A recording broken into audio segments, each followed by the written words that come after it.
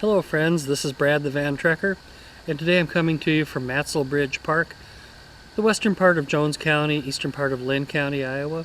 Today we're going to cook an Iowa favorite, the pork tenderloin.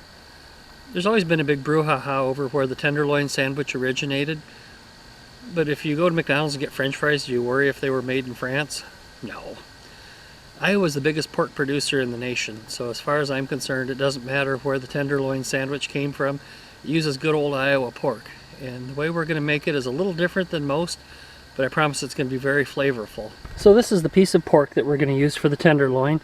It's half of a butterfly chop, and I'm sure most of us have bought butterfly chops in the store. Now this one's tenderized, so it's a little bit wider, but basically it's a cross section of a pork loin.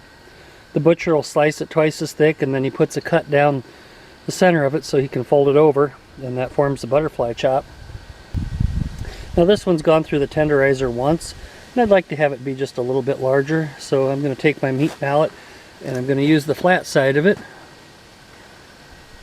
like you see here, and we'll just pound it out a little bit.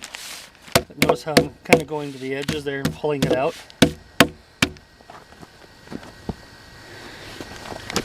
Now we're not trying to beat this thing like a red-headed stepchild or anything. We just kind of want to soften up the fibers a little bit, get her to spread out a little bit and make a nice sandwich. So now you've noticed that we've finished pounding the meat out here, and it's certainly covering more surface area than before. I prefer a thicker tenderloin. This is somewhere middle of the road. This is my own recipe of marinade using some fresh herbs. The next step is to put the meat into the marinade and let it soak in the fridge for 3 or 4 hours. Overnight would be good too. And from there we'll bread it and fry it.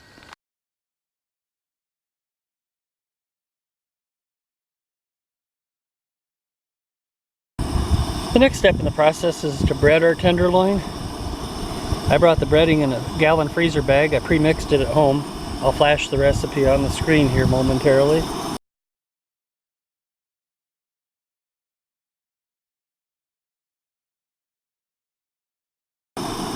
That's the nice thing about making tenderloins. You can mix up your marinade, you can mix up your breading, keep them in freezer bags, and then just cook it when you get there.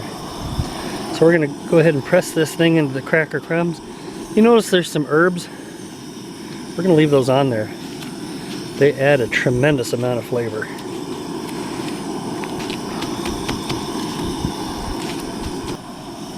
And there's a shot of our breaded tenderloin, which we're getting ready to fry up here in just a moment.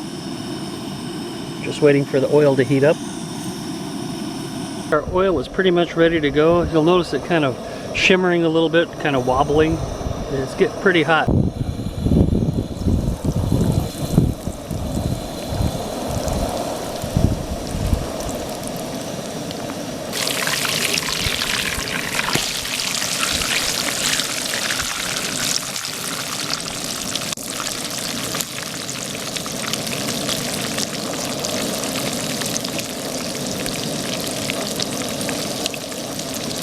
So friends, there you have it. That is an Iowa style pork tenderloin with seasoned breading and a lovely marinade.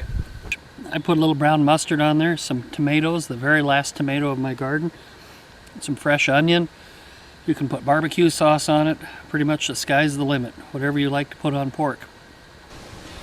So I'm going to go eat this tenderloin. Thanks for tuning in today. Appreciate you following along on the blog. Take care. Happy and safe travels always.